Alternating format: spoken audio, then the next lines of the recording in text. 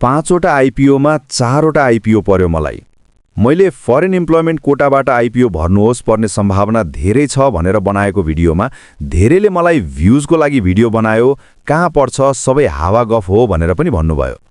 मैले भ्युजको लागि भन्दा पनि धेरैभन्दा धेरै साथीभाइ जो फरेन इम्प्लोइमेन्टमा हुनुहुन्छ र नेपाल सरकारले रिजर्भ गरेको 10% आइपिओ कोटाको बारेमा थाहा पाउनु भएको छैन, त्यस्ता साथीभाइलाई जानकारी होस् भनेर भिडियो बनाएको थिएँ।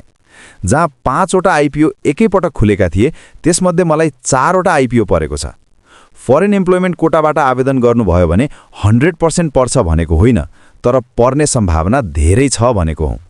धेरैजनाले रेमिटेन्स अकाउन्ट कसरी बनाउने भनेर सोध्नु भएको थियो। यदि तपाईसँग पहिले नै सेभिङ अकाउन्ट छ भने त्यही सेभिङ अकाउन्टलाई रेमिटेन्स सेभिङ अकाउन्ट बनाउन पनि सक्नुहुन्छ। त्यसका लागि ब्याङ्कमा इमेल गरेर आवश्यक कागजात पठाउनु भयो भने तपाईको सेभिङ अकाउन्टलाई ब्याङ्कले रेमिटेन्स सेभिङ अकाउन्टमा कन्भर्ट गरिदिन्छ। अथवा तपाईँ बसोबास गरिरहनु भएको देशमा रहेका नेपाली ब्याङ्कका प्रतिनिधिहरूसँग सम्पर्क गरेर पनि उनीहरू मार्फत रेमिटेन्स सेभिङ अकाउन्ट खोल्न सक्नुहुन्छ। यो दुवैवटै विकल्प तपाईका लागि उपयुक्त हुँदैन, समय मिलाउन गाह्रो छ भने तेस्रो विकल्प भनेको अनलाइनबाट रेमिटेन्स अकाउन्ट खोल्नु हो। त्यसका लागि तपाईले अकाउन्ट खोल्न चाहेको ब्याङ्कको वेबसाइटमा गएर अनलाइन अकाउन्ट खोल्नेमा रेमिटेन्स सेभिङ अकाउन्ट विकल्प हेरी मागिएका विवरण र कागजात अपलोड गरी आइडी बनाउन सक्नुहुन्छ।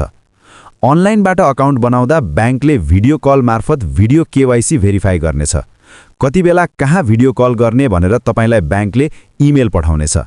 विदेशको काम र बिजी शेड्युलका कारण भिडियो केवाइसी त्यो पनि ब्याङ्कले भनेकै समयमा गर्न नसक्नु धेरैजनाको समस्या रहेको छ। यही समस्याको समाधान भने कामना सेवा विकास ब्याङ्कले ल्याएको छ, जहाँ तपाईले digi-account.kamanasewabank.com मा गएर अकाउन्ट बनाउन मागिएका सम्पूर्ण विवरण भरी केवाइसी भेरिफिकेसनका लागि ब्याङ्कले भने बमोजिम भिडियो बनाएर अपलोड गरी सबमिट गरिसकेपछि ब्याङ्कले तपाईको भिडियो भेरिफाई गरेर अकाउन्ट नम्बर तपाईको इमेलमा पठाउनेछ।